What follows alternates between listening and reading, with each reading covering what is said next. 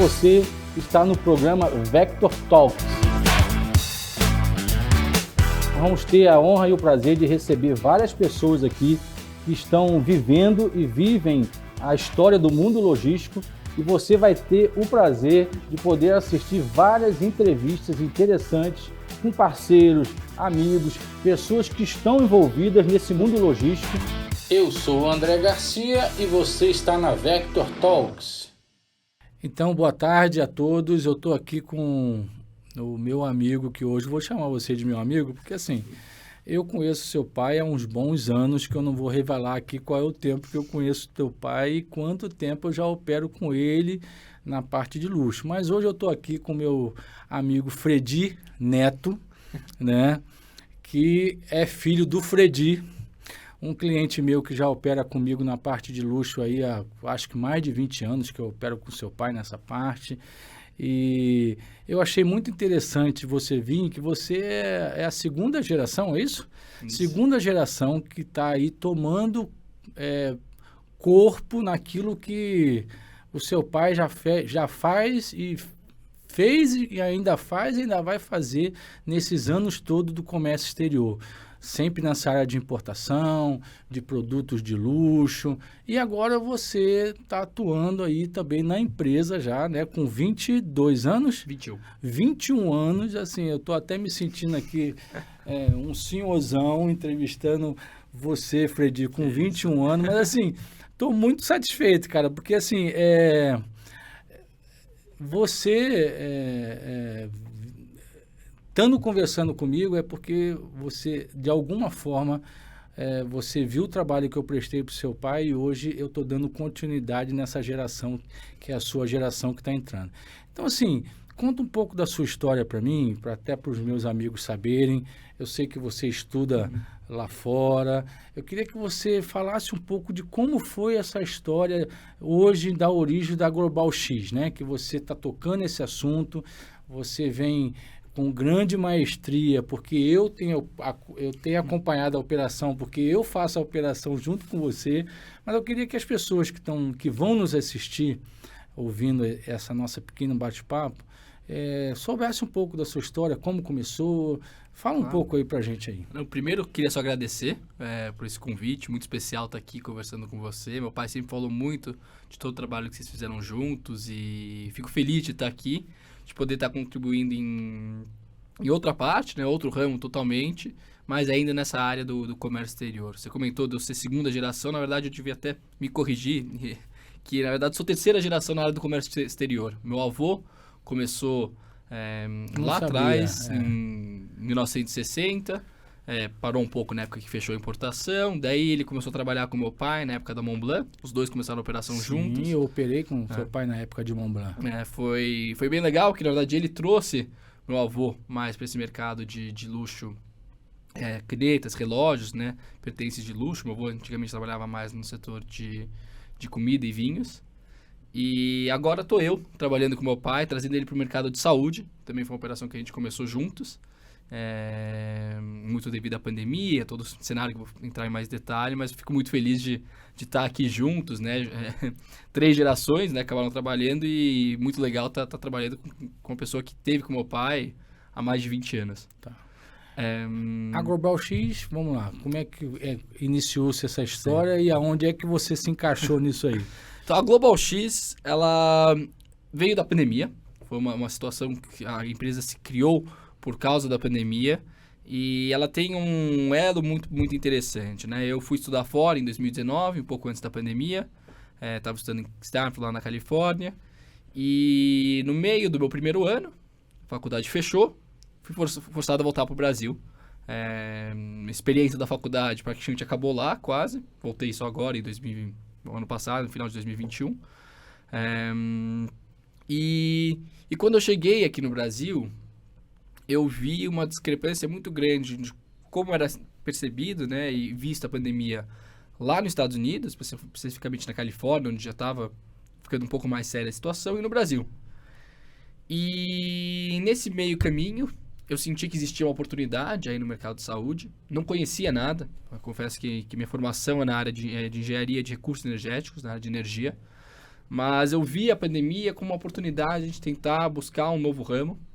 Meu pai sempre comentava desde pequeno que gostava muito do ramo de saúde, que via como um ramo muito grande no Brasil, mas que tinha pouco conhecimento, pouca experiência e conhecia poucas pessoas no ramo para entrar. Com a pandemia, a gente viu uma primeira oportunidade no mercado de máscaras, né? Tava todo mundo na época procurando máscaras, isso é início de março. Eu fiz essas operações, inclusive. Sim, você trabalhou com a gente já para aquela lá da DASA, tudo isso. Então, o que aconteceu? A gente viu essas operações das máscaras, mas meu pai estava focado no trabalho dele e eu estava meio que de férias compulsórias, porque a faculdade tinha fechado. Fui tentar pesquisar para ver o que existia. Uma pesquisa inicial, descobri que a maioria das máscaras eram feitas na China, né? Como eu falei, conhecia muito pouco do ramo. E eu lembro que naquela época até tive um pensamento engraçado, mas eu falei, melhor, o não você já tem, né? Eu falei, quem eu conheço da China que poderia tentar me ajudar com isso? Tinha alguns amigos da faculdade que eram chineses, estavam voltando para a China também por causa da pandemia. E eu decidi entrar em contato com alguns deles. Muitos falaram que não tinham conhecimento nenhum, que não conseguiam ajudar, mas um deles, que eu sempre senti que tinha mais aquela vontade de empreender, né? Aquele espírito empreendedor, falou que ia tentar conversar com o pai para ver se o pai, por acaso, conhecia alguém, de lá tentar montar uma operação. E, coincidentalmente, o pai dele conhecia um fabricante. Eu lembro que foi engraçado que isso antes do lockdown, né? Acho que era dia 10, dia 15 de março. Ele falou que conhecia, a gente baixou todo mundo um grupo no WeChat, e daí ele colocou a gente em contato com um fabricante da China, que de lá começamos a tentar montar algumas operações. Fizemos aquela operação da DASA, que foi bem legal. Outra coisa assim que surgiu em Funcionou momentos... redondo, né? A operação. Uma operação legal, assim, e foi impressionante, porque também foi muito ligado com a faculdade. Não só veio sócio chinês da faculdade, né? Mas também o cliente final veio da faculdade, né?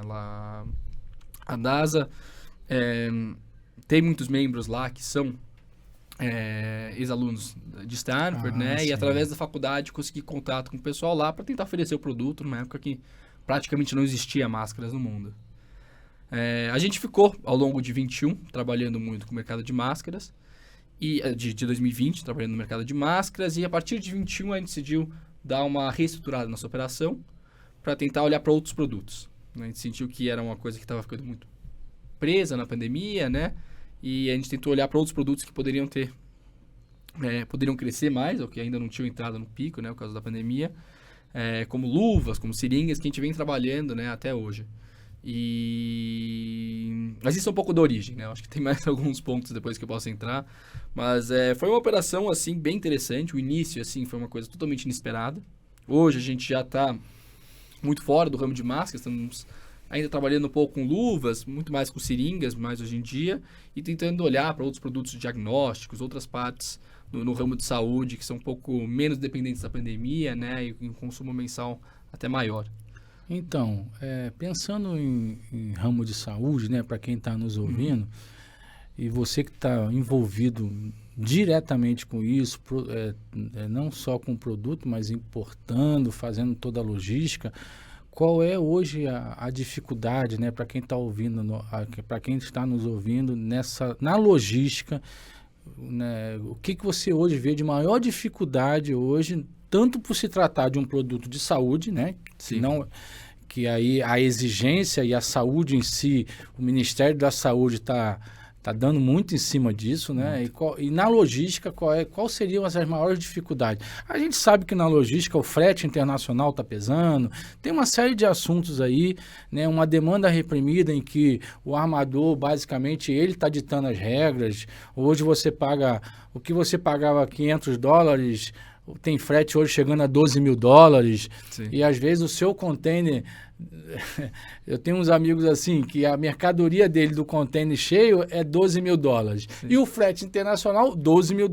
É inviável o cara fazer a importação. Então, qual é a dificuldade? O que você, na sua idade aí, com 21 anos, tem achado como barreira para que esse seu projeto possa acontecer, tenha tendo sucesso? O que você tem visto assim?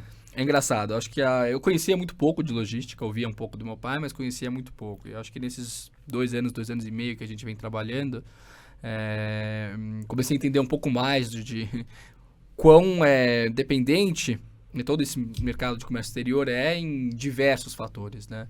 Então foi muito interessante porque a gente pegou, assim, frete que variou de $5.000 o container para hoje é $12.000, né? E teve épocas em 2021 que a gente estava pagando $17.000 o container. E por diversos fatores, né? A gente tem essa operação grande, vocês estão trabalhando com a gente agora, né? De seringas e agulhas, que quando a gente, na assinatura do contrato, que era uma época que a China ainda estava fechado, que foi lá início de março de 22, o container estava custando $6.000, né? Previsões eram feitas de venda, né, em cima dessas estimativas. Hoje, os últimos containers que a gente fechou agora, $11.300, porque a gente conseguiu uma boa negociação com o armador, porque a gente sabe que muitas pessoas já estão pagando 12, 13. Então, esse mercado, essa volatilidade de preços, torna o mercado muito difícil, porque você tem um prazo que você precisa fazer para venda, você tem um prazo de transporte, tudo isso, muitas vezes você acaba fazendo sua venda 60, 90, 120 dias antes, você realmente está finalizando o seu frete, fazendo sua importação, e os amadores, hoje em dia, eles só estão aceitando 15 dias antes, talvez 20 dias máximo, para fixar um preço, senão o preço varia. Então, essa variabilidade de preços, ela dificulta muito o mercado, né? Ela dificulta muito a precificação. Às vezes ela pode ser muito positiva, né? Pode ter gente que tinha fechado um frete originalmente a $17.000. Na verdade, quando ele foi fechar mesmo, o frete com transporte caiu para 6. Então, Fred, só para complementar isso que você está falando, eu vivi isso agora na virada do ano, talvez, mais início desse ano. Eu vivi algo que eu imaginei que não fosse viver mais no Brasil, onde a gente teve que reajustar frete de transporte quase que de 15 em 15 dias, porque o diesel estava a um preço, daqui a 10 dias o diesel estava... E para a gente no transporte é o que pesa. Então, o diesel estava, exemplo, vou dar R$2,50, daqui 3,50, 4, entendeu? Então, eu nunca imaginei, porque eu vivi isso lá atrás, sim, quando a gente reajustava frete. A gente trabalhava muito com a Petrobras na época, em Macaé, o meu escritório era no Rio de Janeiro, e a gente reajustava frete de manhã, e à tarde tinha que mandar outra tabela para o cliente, porque a inflação no Brasil era aquilo que você nem era nascido e era uma loucura. Então, a gente, às vezes, reajustava o preço 3 vezes ao dia. Me assustou um pouco no início do ano. Eu falei, será que a gente vai voltar a uma época que, porque a gente, pelo menos eu já estava acostumado em falar em aumento de preço com o cliente, agora, com todo respeito, com o real, anualmente. Eu quase não vou conversar com o cliente sobre preço, com negócio de 6 meses, 3 meses. Tem empresas aí que botam lá na proposta assim, proposta válida por 3 meses. Eu nunca gostei disso. Eu acho que anualmente está dentro, está funcionando. Então, para mim, era o que para mim tá dentro do meu negócio, é o que eu gosto de trabalhar, então vamos funcionar desse jeito. Então, assim, e a gente ficou bem preocupado com isso, entendeu? Com Sim. essa questão do óleo diesel, e está muito dentro do que você está falando, né? O armador hoje está aí. Você está dizendo que ele está fazendo negócio com 15 dias, e depois de 15 dias ele não pode garantir se aquele valor se mantém. Loucura. Então, esse hoje, pelo que a gente está vendo, fora os espaços, né? Sim. Achar container. Você está tendo problema de achar container, espaço em navio? Como é que está isso também? A maior dificuldade, esse projeto nosso de seringas e agulhas é grande, né? São acho que 66 containers. E tem muitas vezes que a gente tem que fazer embarques, a gente tem limite de BLs que a gente pode emitir, como o importador, nesse caso, é o Ministério da Saúde. E a gente tem muita dificuldade, às vezes, de conseguir colocar 5, 6, 7 containers no mesmo navio, porque não tem espaço. E às vezes a gente tem que esperar 1 semana, 2 semanas para conseguir isso, porque o espaço do navio está muito limitado. Isso a gente está falando que o pessoal faz isso lá da China, né? Não é a gente fazendo do Brasil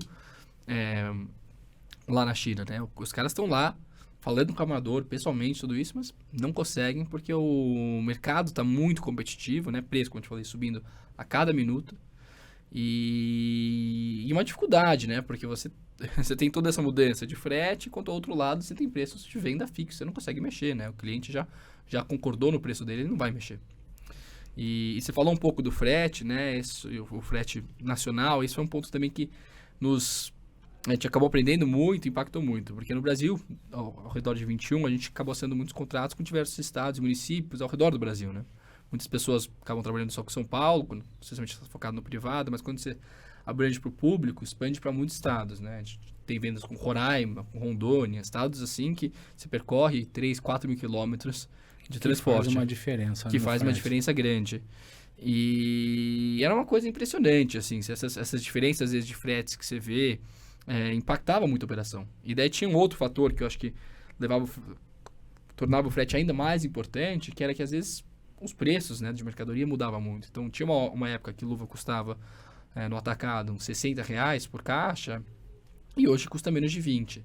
Então, o frete, enquanto o frete é o mesmo, né, e o volume ocupado é o mesmo. Então, o frete foi de representar 2%, 3% para representar 6%, 7%. Exatamente. Então, é uma coisa que muda muito, assim, e pra gente foi bem interessante toda essa dinâmica, assim, e o impacto, né? Foi um aprendizado muito grande, acho que especialmente para mim que conhecia pouco disso, do impacto que o frete tem em toda essa operação. Hoje, assim, a Global X está muito envolvida na parte como de saúde, né? Isso. Mas você tem 21 anos, né? Você está começando. E eu posso até estar enganado, mas eu acho que você vai acabar andando por outras áreas, né? Que as oportunidades vierem trazendo para você, dúvida, né? Porque, claro que hoje a questão da saúde é um foco ainda no mundo, por conta de uma pós-pandemia que para mim de pós não tem nada, porque a gente já está vivendo ela, entendeu? Você viu aí que a gente ficou 4 meses com a China em lockdown e isso causou um problema, né? Nosso 5G que ia iniciar no Brasil ainda esse ano já postergou para início de janeiro, fevereiro, entendeu? Então, tudo aquilo que estava meio que planejado para começar esse ano, por conta desses 4 meses, a gente houve um atraso, entendeu? Então, assim, nisso, né, nessa situação dessa parada da China, isso também ocasionou um impacto enorme naquilo que você tinha planejado, né? A gente teve, na verdade, não foi nesse lockdown recente, mas a China teve outros lockdowns enquanto isso. E em 2021, a gente teve um lockdown com a nossa mercadoria no porto. Eles fecharam o porto por 2 meses, 3 meses, e nossa mercadoria ficou parada lá. A gente perdeu 3 containers, um dos containers até acabou sofrendo danos quando estava lá, então a mercadoria foi toda perdida. Graças a Deus tínhamos seguro, mas também foi outra batalha aí, né? Seguradoras internacionais têm toda a sua etapa, né? Toda a sua burocracia. Mas por causa dessas mudanças, né, da pandemia, né? O pessoal chama de pós-pandemia, mas eu acho que a gente continua bem forte na pandemia e agora surgem novos problemas, né? O pessoal comentou muito dessa varíola do macaco, que o OMS também declarou como emergência mundial. Sim. Então, eu acho que o ramo de saúde tem muito ainda para crescer, mas eu concordo com você. Eu acho que minha paixão pessoal ainda é por energia. Eu aprendi muito nesse ramo de saúde, eu pretendo ainda crescer mais nele. Talvez não mais hoje em dia nos produtos de saúde, mas sim na área de diagnósticos e de medicamentos, que eu acho que é um ramo que a gente vem estudando muito e a gente vem avaliando que tem muita oportunidade lá. Tem poucos players grandes, fortes, mas poucos, e com grande espaço para importadores, né, para o comércio exterior, que eu acho que entrou muito pouco ainda nesse mercado. Mas mesmo com tudo isso, eu ainda me vejo daqui uns 3, 4, 5 anos, talvez migrando para o mercado de energia, que é onde o que eu estou estudando, né, atualmente. E vejo muito a China ligada com isso, né? 50% do investimento mundial em energia renovável é da China, especificamente na China, e eu acho que é um mercado que tem muito hoje pra crescer. Eu tenho, uns 5 clientes envolvidos com energia, né? Eu atuo na energia, por incrível que pareça, eu atuo na energia eólica, atendendo aí Siemens, grandes empresas nesse mercado. E agora, uns 2 anos atrás, com a energia solar também, a gente cresceu muito, e são lotes assim, com todo o respeito, de 300 containers, 400. É uma coisa loucura. As fazendas que estão sendo criadas no Nordeste para atender essa demanda da energia solar é coisa assim que você não acredita. Você perde a vista em ver depois daquele projeto pronto. Então, para você conseguir fazer um projeto de uma fazenda dessa, tem lote que chega aí em navios, lote de 50 contêineres por cada navio, 80. e a gente desembaraça em Santos e está levando tudo para o Nordeste, às vezes desova também para o custo ficar mais barato, porque, enfim, você sabe dos problemas que a gente tem quanto à nossa logística, da distância, do tamanho do Brasil. Muito Então, grande. você tem que devolver o container num prazo razoável. Lucas, né? Não pode arriscar. Não pode, e qualquer custo em cima disso é muito, porque a energia, por incrível, um container hoje de energia solar, ele gira em torno aí, dependendo da fábrica ou da onde você está importando, 550 mil, 600 mil.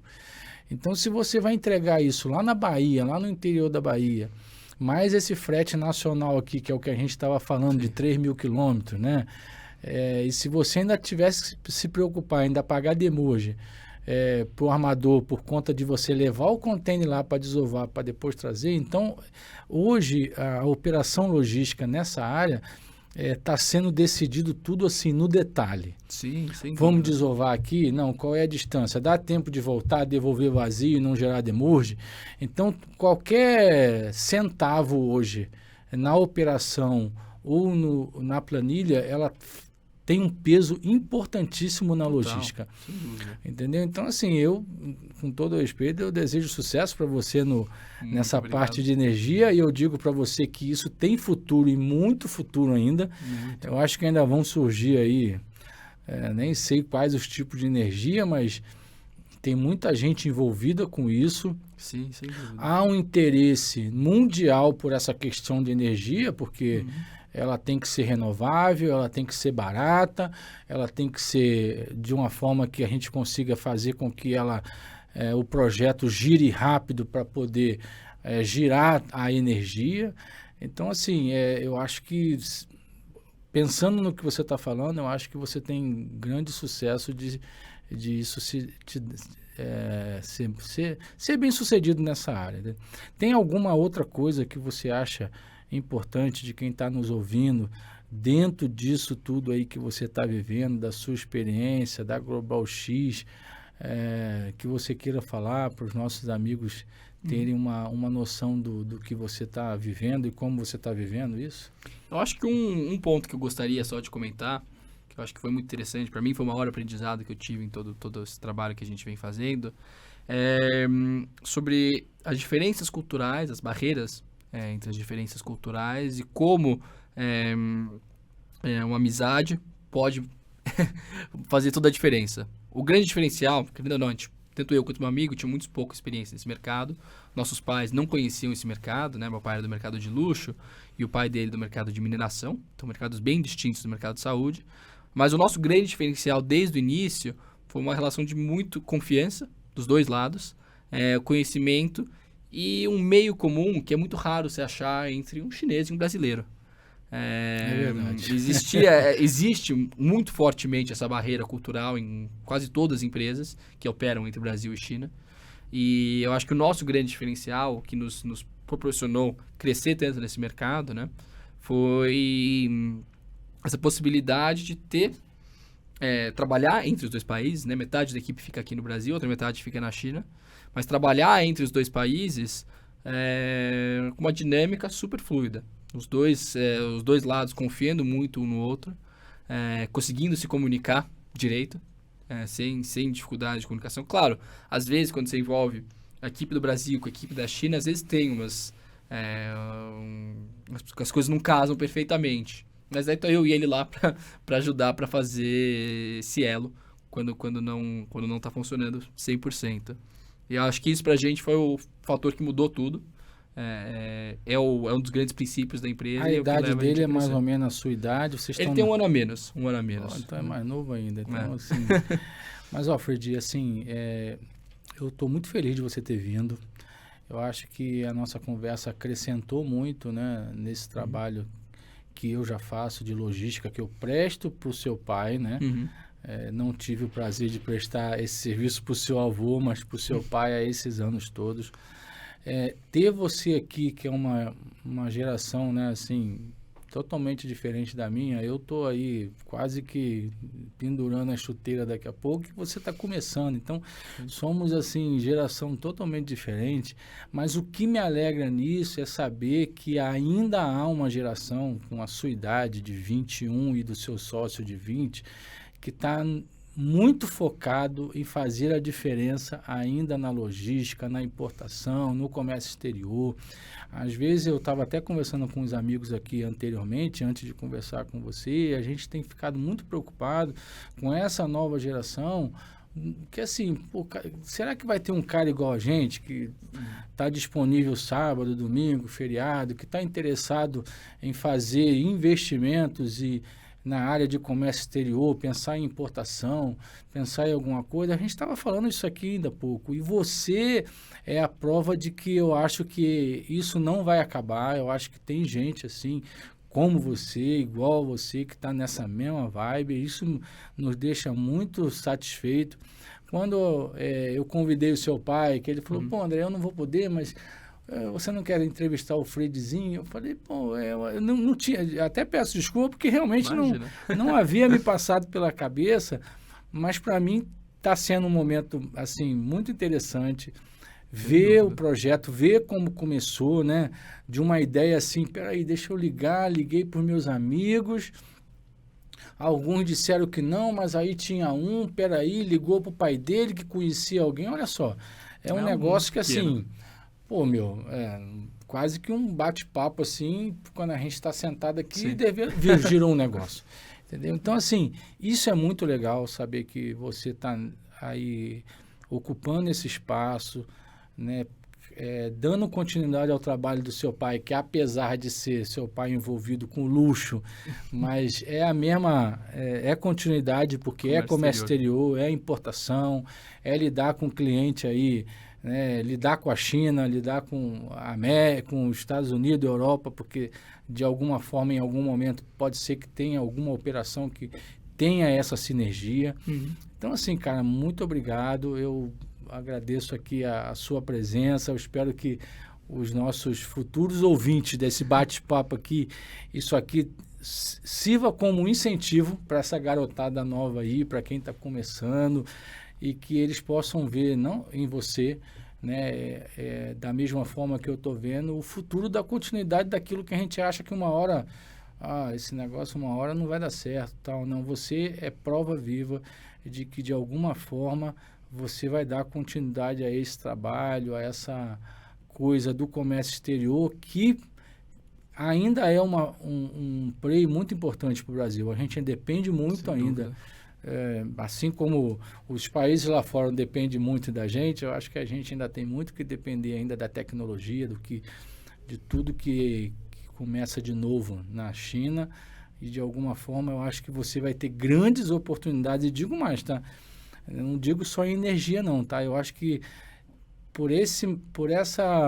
dessa forma que você conseguiu ver no meio de uma sala de aula, conversando com os amigos, uma oportunidade de negócio, eu sei que você ainda vai voltar a estudar lá, você tem esse compromisso, eu acho que outras oportunidades vão surgir ainda de grandes negócios, né, para Global X, e eu quero estar aí nesse negócio. Você sabe que eu sou o seu prestador de serviço, e a hora que você precisar, eu estou aqui para fazer a sua logística interna, entregar o seu container, pegar, desovar, embalar, fazer o que você precisar. Tá bom? Muito obrigado por ter vindo. Eu que agradeço, obrigado mesmo pela conversa, foi muito bom. E concordo 100% com você. Eu acho que às vezes a gente vê pouco da geração nova nessa área de comércio exterior, mas tem muita gente interessada, tem muita gente querendo trazer inovação para o mercado, querendo trazer novas ideias. E, sobretudo, eu acho que o comércio exterior vai ser crítico sempre para o mundo inteiro. Não só para o Brasil, né? Quando a gente começa a trabalhar com outros países, que a gente vê que se você passar das fronteiras, né, não tem limite. O céu é o limite. Então, acho que tem de tudo para crescer. É o futuro. O mundo vai ser globalizado, não importa o que. Nas situações políticas que estiverem, o mundo tende sempre a globalizar cada vez mais. É isso aí. Hoje nós tivemos aqui o nosso bate-papo. Fredi Neto, uma nova geração, 21 anos. Então, se você, por um acaso, tem interesse de uma nova geração, a Global X está aí, né, administrada por um menino de 21 anos e que eu assino embaixo, conheço o pai, sei da responsabilidade e do caráter, né, que ambos têm. Então, assim, muito obrigado. Foi um prazer ter você aqui. E nós vamos voltar aqui em outras conversas. Sem dúvida. Eu tenho certeza que vão surgir outros negócios e eu acho que a gente ainda vai ter mais oportunidade de falar. Tá bom, Fredi? Muito obrigado. Eu que agradeço. Muito obrigado, André. Obrigado a todos.